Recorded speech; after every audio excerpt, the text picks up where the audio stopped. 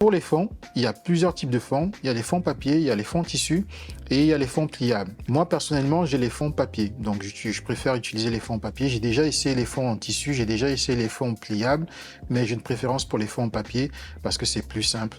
Le problème des fonds en tissu, c'est qu'ils sont, comment dire, qu'ils sont froissés. On peut les froisser. Donc, du coup, quand on veut faire les photos, s'il faut penser à les tirer, à les repasser, etc., c'est problématique. Moi, je préfère prendre des fonds en papier. Donc chez moi, j'ai des fonds 1,35 m et des fonds 2,18 m, en sachant que les plus grands fonds, ils sont à 2,72 m. Donc les fonds 1,35 m et 2,18 m, c'est vraiment quelque chose que j'utilise chez moi.